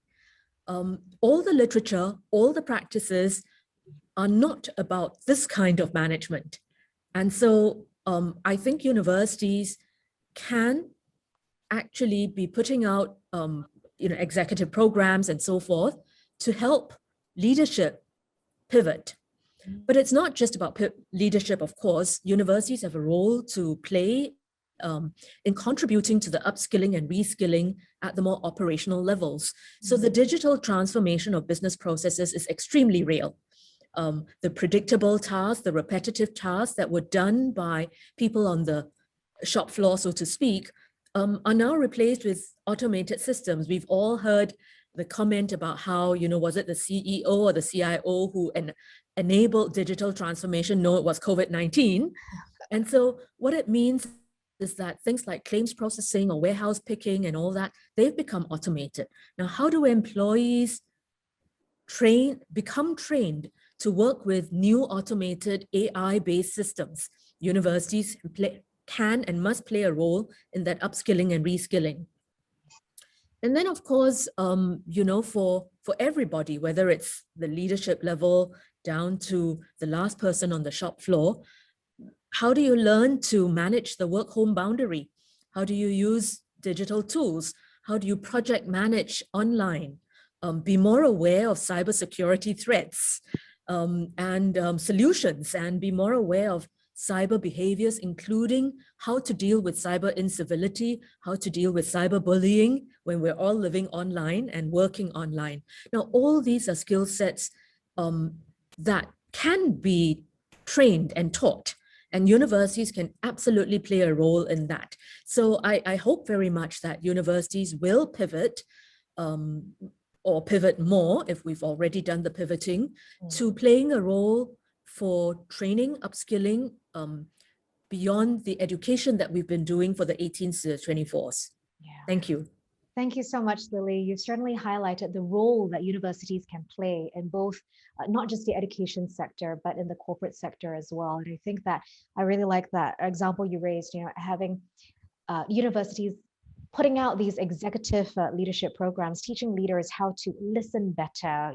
Empathetic leadership leads to increased employee engagement, isn't it? Thank you, Lily. Ethan, I'd love to bring you into the conversation as well. You mentioned some of the things that surprised you at the beginning of our conversation today. Can you go into a little bit more detail about that? What impact does remote work have on an employee's well-being? Right. Thank you, Yvonne. I quite like the balance of this conversation, by the way, because I think Marla has brought, and I so agree with her, she talked about, communication between companies and employees and empathy and getting feedback. And we have Prof Kong talking a lot about digital transformation and how, you know, businesses needs to change and pivot. So I'm going to bring it back to the individual now, back to about health and about people. And I think where we have to recognize with pandemic and the work from home situation is that this is not the normal. And this is really something that the human body and the human mind wasn't equipped to adapt to be honest. And that's why a lot of people were facing a huge amount of stress because they're not adapted to it, they're not used to it. This is something way outside of their routine. They have to learn new skills. They have to learn to adapt to the environment as well. So you will see that this is something really stressful to many, many people. And that stress was something I think people felt it beyond just the mental level. You can see in the physical bodies as well. People are, as we said before, you know, there are weight gain and weight loss as well. And much of this changes is actually due to our behavioral change as well, as we try to seek new patterns to adapt to these changes. So you will see that there is a shift in how people go about their daily lives. They're finding, I'm lost, you know, like what Prof Kong has said, finding that work-life balance, right? That's so important for all of us now, because we either need to segregate our time or we need to find a space where we can separate our home environment and our work environment. You know, for many other people where there are families and children or pets around that might be dogs barking and all this, you really need to find a space where you can work and you really be in that zone where you can concentrate and focus and be still productive at work. So that's something that a lot of people struggle with. And I think the previous panel was also talking, like in Singapore, everybody is living in high rise as well, where there's space constraint. So that is something that we all had to figure out a way of finding suitable spaces, suitable time slots, suitable jostling for bandwidth, you know, with the family members and everything. So those are the huge stresses that we do face in our daily lives. Then also there are people who do not adapt very well to being stuck in a single place. There are people who, because of having to be in the same place for a long time, you see that it changes how they sleep, how they eat, nutritional patterns change. And that's why there are people who do not eat very well and they have lost a lot of weight. And like you said, you know, there are people who, because of the stress and the way they adapt to the stress, they're also putting on a lot more weight because they're eating a lot to cope with that kind of changes as well. And we have seen it in many, many instances in all offices throughout Singapore and Asia as well. So those are some of the things that you will see people changing. You will also see that in terms of their physical routine in exercise, this is not something that people may be able to go to the gym or to an exercise park that they're accustomed to. So this disrupts their normal exercise routine. And we all know that exercise has a huge impact on emotional well-being and health as well. So when that is removed from the equation, you're going to see a lot of people struggling to keep up with this, right? They have to change the routines. They have to find new ways of adapting to exercise. People are going on to Zoom classes. You know, online classes are the rage these days. This is the way that we have adapted as well. So I think 6 months to a year down the road, we have actually found many ways to bring back that kind of interaction by proxy, some of it through digital means as well, but also in looking at very many ways that we can look for that social touch. I know during the circuit breaker in Singapore, a lot of people were using the excuse to go for grocery shopping just to be able to get out of the house. But we were all doing that. We were all trying to find some reason to get out of the house, because I think being in the house for too long really affected all of us. And even for myself as a personal experience, I didn't realize how much of that affected until I was doing some of this online questionnaires and surveys, and we're telling you, oh, how has your life? And I think that sets you thinking, and it looks at the insights that you get as you reflect on what has changed in your life. And you realize, hey, I'm actually not feeling in quite a good space that I should be, or I usually would be. And that is when people start to recognize that, and they start to also look for this kind of balance to regain that point equilibrium in their mental well-being. Yeah, thank you, Ethan. I think the past 1 year has been incredibly challenging for so many of us. And like you said, I also use exercise as a de-stressor. And I think it's really hard to segregate when do you start work and when do you stop work, when you have family or other responsibilities all crowded into that one single space. So thank you for highlighting some of these points that you've noted. On this topic of well-being, I want to bring Marla back into the conversation, because there was another report by Mercer that says that 43% of employers in Asia have already, or if not, they're in the process of expanding their digital well-being offerings to employees. So what are some of the practical steps that employers can take to boost this area, right? Digital well-being for their employees. Marla. Sure, I'll highlight a couple of points. I think it's important to note, building on what Ethan was saying as well, digital is about creating options. It's not a pure shift away from the physical to purely a digital environment. I think having that connection is still going to be important, and their individual preferences should still dictate where and how people access care and support. Digital is creating an entirely new channel for people, especially out of the pandemic, who were less comfortable or not even able to access care and support in our more physical world.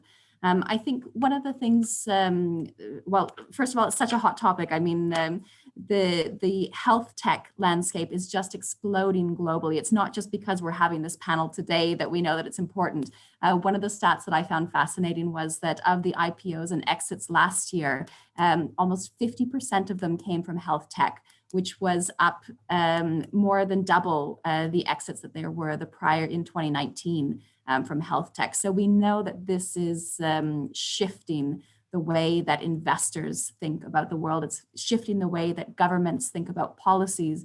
It's shifting the way that employers think about the support they provide to employees. And it's just democratizing access to care in general. When it comes to supporting health from a digital perspective, the low-hanging fruit from what we see typically starts with an EAP and telemedicine. Telemedicine in our book of clients increased fourfold from the onset of the pandemic.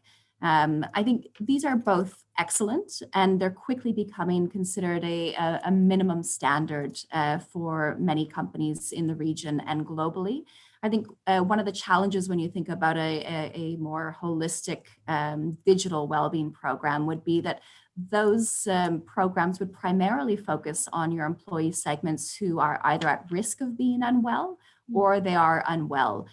So the beauty of digital is that it brings an entirely new host of options to care for a continuum along the health spectrum, starting with the healthy, where you want to have a more preventative focus, all the way to the more critical end, where you really see the cost impact from a productivity perspective and a culture perspective for organizations who have severe cases where they need to bring employees back to work or who are unable to come back to work.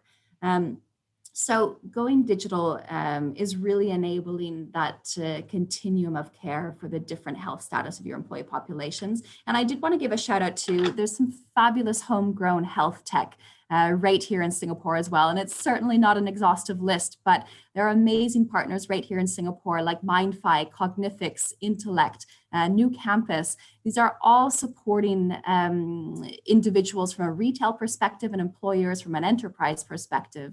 To provide access to care in an entirely new digital framework. The second point that I wanted to just advise around in terms of introducing digital plans is that employers or companies shouldn't expect immediate 100% uptake from day one. There are different levels of adoption and preference for these channels.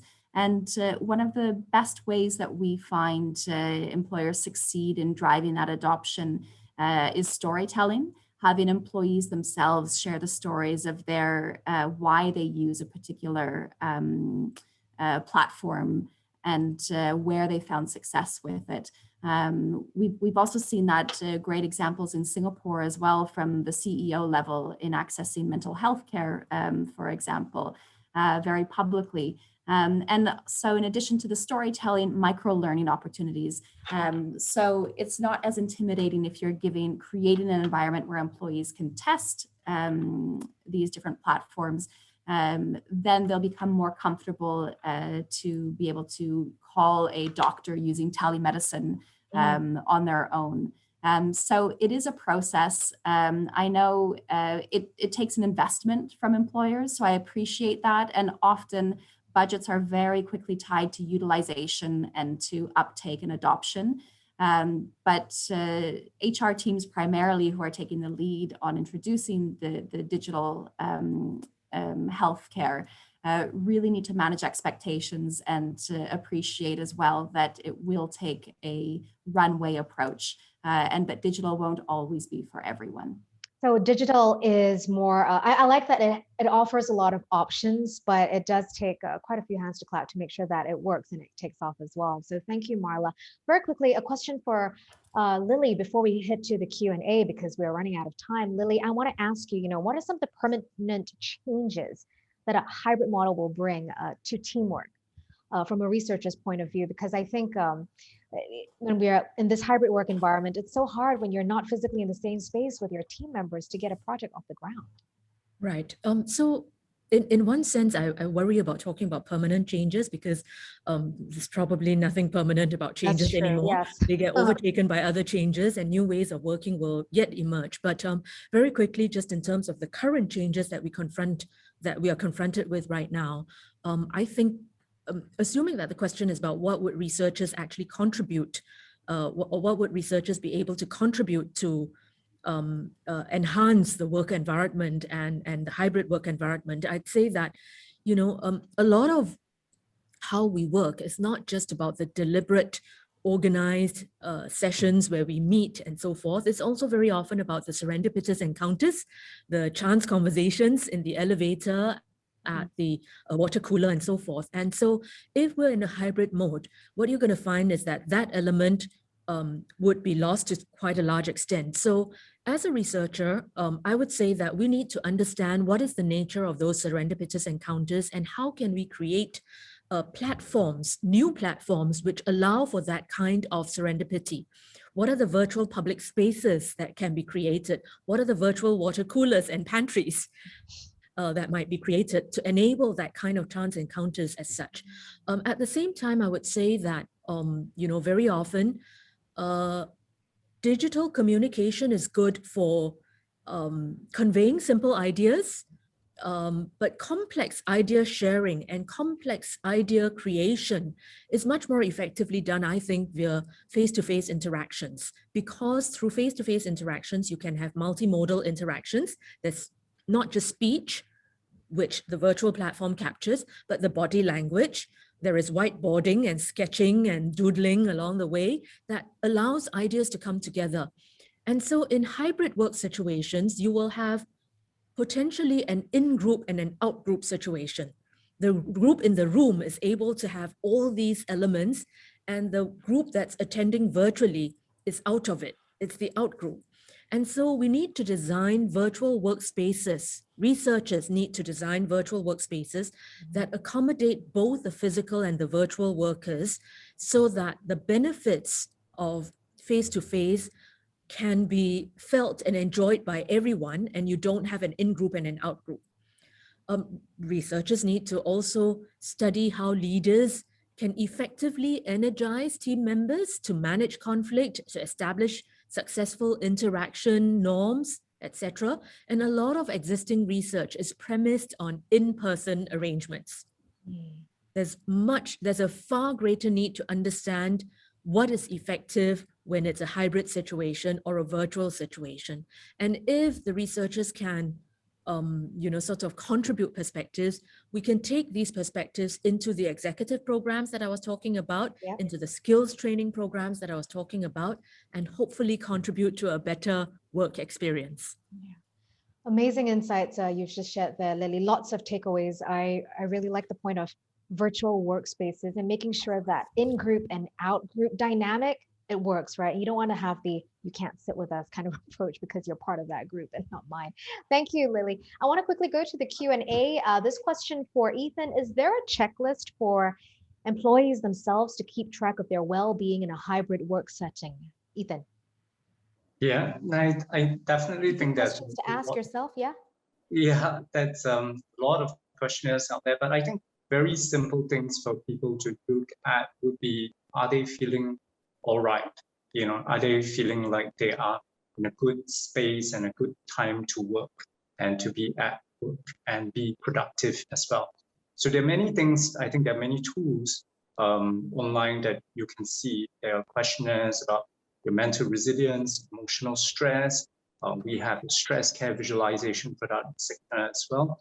But more importantly, I think sometimes people may not be aware, or may not, like even for somebody who may be very aware of what's happening, they may not actually do that check-in on themselves.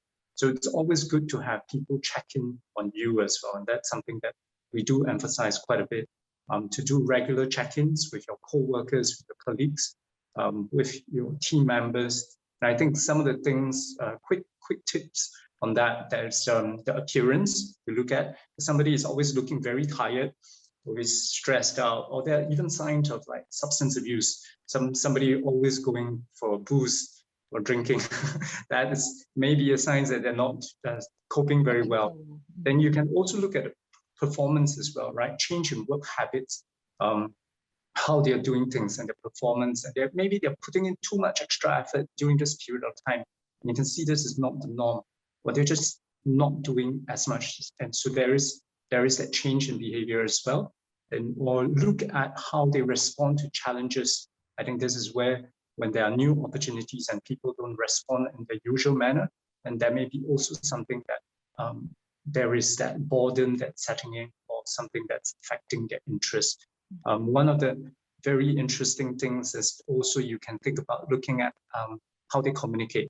When people start to have outbursts or become much more emotional than they usually are, this is also where their affect control can be, means that they're very stressed, you know. So this is something a good check. If you're realizing you're speaking a lot faster and more agitated than you usually are in a conversation, that may not be a good sign. And of course, relationships, how people relate to each other. Some people, as they get more stressed, the way that they relate to people starts to break down.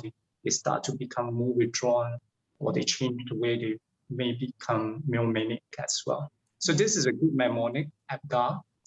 It introduced in the 1950s as a stress APGAR barometer. So APGAR. So we talk about appearance, with performance, growth tension. We also talk about affect control and relationships. So those are the good mnemonic to remember on that. Yeah.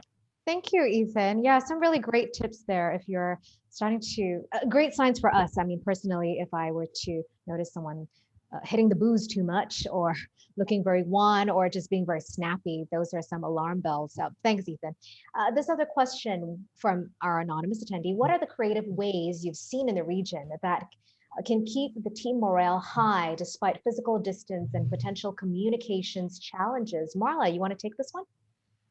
Sure, and I think we're all living in the environment, so happy for Prof. Kong and Dr. Lim to pitch in as well.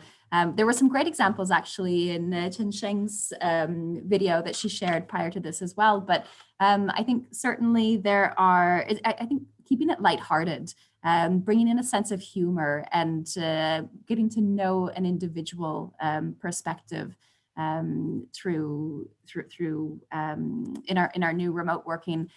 Some of the things that we've done on our team are the bake-offs. We've done virtual housewarming parties. We've done the check-in fitness Zoom sessions. Fitness Zoom sessions in the mornings. I think there's a lot of really great examples out there, even from a travel perspective. I know there's one of the companies is doing travel to, they've popped up all over the place, but virtual travel to Nigeria, for example, was the one that this firm did with their employees. visit to a petting farm, a petting zoo farm, where you actually get to go and meet the animals up close thanks to Zoom technology. So there's all sorts. I think the imagination is the limit of the sky's the limit wherever your imagination can take you, but there are all sorts of ways. And I think the best way is to crowdsource and ask your teams to come up with ideas, suggest what they would like to do as well. Crowdsourcing, absolutely. I love that idea. Recently the Louvre also allows people to go in and see some of these, right? To see some of the prized arts, prized works on display. Thank you, Marla. We've got this question for Professor Kong. Michael wanted to follow up on one of your talking points. How would you promote inclusivity and build a sense of belonging in teams in a hybrid work setting? How do you upskill, and what kind of skills people, managers need to adopt so that they can facilitate that? Those are great questions. Thank you, Michael. I would say that, some of what Marla said earlier is so important. Demonstrating the empathy, building the trust. And of course, it helps a great deal if the trust is already there. But if not, I think we'd need to do that in a hurry. But definitely manifesting the empathy. Some of the strategies or the tactics that we've used, so to speak, would be, we've organized sessions to have dinner together. So we've had dinner sort of just, delivered to people's houses, and it's not tied to any meeting, and we just eat together and chat together. We've even tried to sing together. That was an abysmal failure. At National Day in 2020, Singapore's National Day, we kind of decided that we'd come together and we would sing, some songs together, our National Day songs together, and we would actually record ourselves. And we thought that we might actually share that with the larger community. And after we heard ourselves, we decided we wouldn't, but we had a good laugh about it. And exactly as Marla says, it's creating those environments where you can relax together, you can laugh together, including at yourselves. And that creates a sense of inclusivity because, you don't necessarily see your boss doing that all the time. And the willingness to kind of let your hair down is part of that building of social capital as such. So you're absolutely right. Social capital, and what Marla said earlier, just bringing in that humorous element, right? Seeing people in a different setting endears you to one. So there's less of that stranger barrier. I want to ask now, based on what we've discussed so far, a question for my panelists, do you agree that companies and employees then stand to get the best of both worlds by this continued hybrid work environment? Marla? So in short, I think there is a win-win for everyone, but the current model is not sustainable. We need to shift to an environment where we are acknowledging that the pandemic or the effects of the pandemic have been disproportionate for particular segments of the population, and we need to address that. Caregivers, for example, singles who are isolated and don't have as much social contact, Gen Z and pre-retirees who have financial wellness concerns and job stability concerns. We really need to remember that there are diverging populations coming out of this and make sure that we have policies, programs, and practices that are going to support in a new hybrid environment. When we have that, there can be a win-win for everyone. Thank you, Marla. Really well said. So we're not there yet. The current model is not sustainable and a lot more can be done. Ethan, your thoughts on this, please? Yeah, I totally agree with Marla. I think we have still quite a way to go. And I think keeping in mind that this is still an evolving situation, with next week, the government has said that 75% of people can go back to the office. Yeah. I think that going to introduce more dynamics, and you will see a lot more changes across the whole landscape as well. There will be employers who would want more of their employees to come back, and there will be some which still allow their employees to have that flexibility and creativity to work as and when they want. So I think that we're going to see a greater divergence in the market, and what people will need and what people will want as well. So definitely we're not quite there. And I think we haven't quite reached that point where we know the balance of what works well for each organization and company as well. So you're bracing yourself to see even more divergence going forward. Thanks, Ethan. Lily, what do you think? This is hybrid work. Is it the best of both worlds? Win-win? So I'm going to sound like a parrot because I completely agree with Marla and Ethan that, you know, the potential is there, but we haven't, we're not at the sweet spot yet. The potential is absolutely there. And so the organization that's going to be able to optimize the hybrid work is one that recognizes that there isn't a one size fits all for all employees. Different employees will be in different circumstances, and what works for one group may not work for another group. And the organization that's able to balance it all and optimize it is going to be the winner as such. But it's a difficult journey and we're definitely not there yet. But you're there to support them for sure. Indeed. Right. So very quickly, that one piece of advice for companies right now that are looking to implement hybrid work for the long term. If you only had one piece of advice, Marla, what would it be? Employee listening, survey, listen, hear, and get feedback from your employees. Employee listening. And thank you. Ethan, one piece. Do this together. I think that's most important. You're all in it together.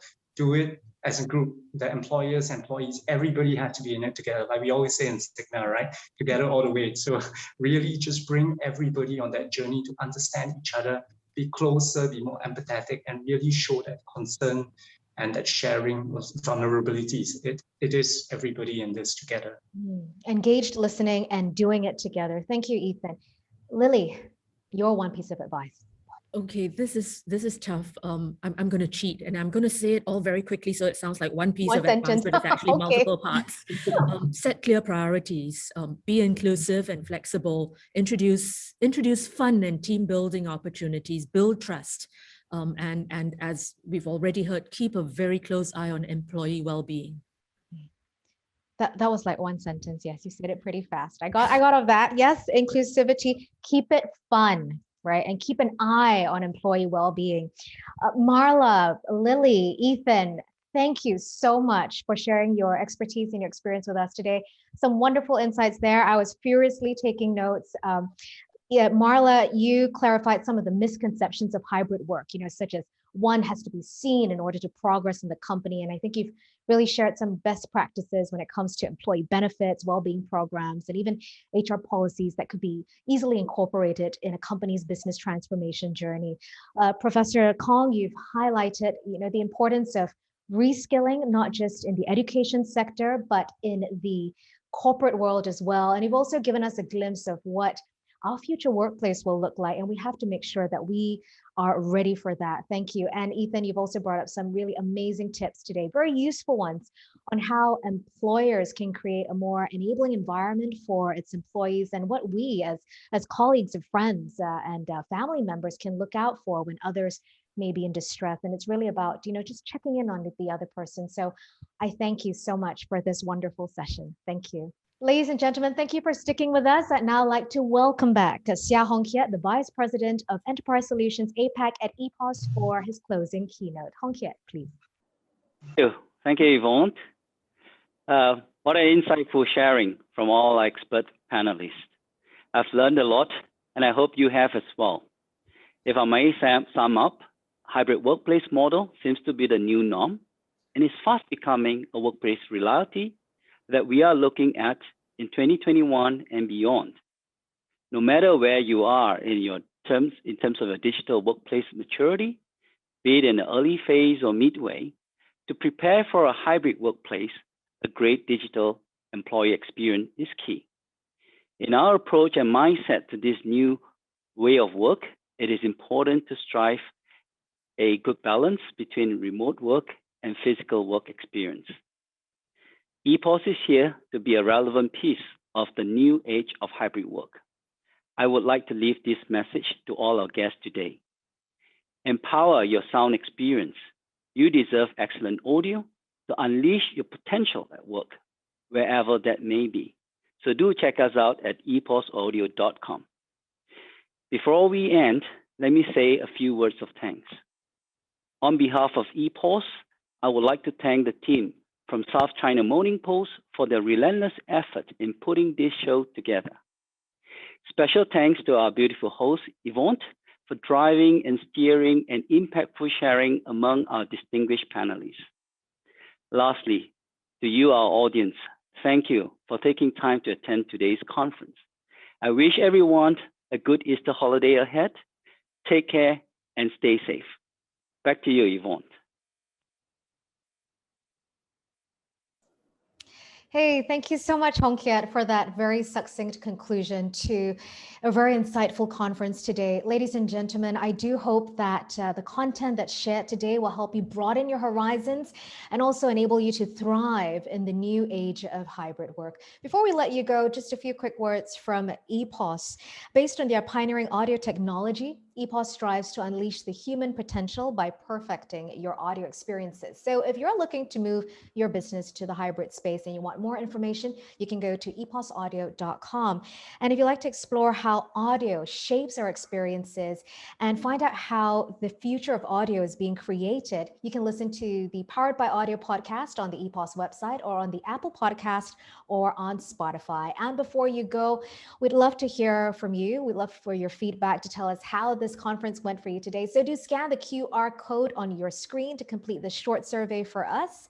And you can also connect with EPOS on LinkedIn or on Facebook to keep up to date with some of the latest developments and news. Once again, my name is Yvonne Chan. On behalf of EPOS and South China Morning Post, I thank you for staying with us today, and I wish you a great rest of the week. Stay safe, goodbye, and we'll see you next time.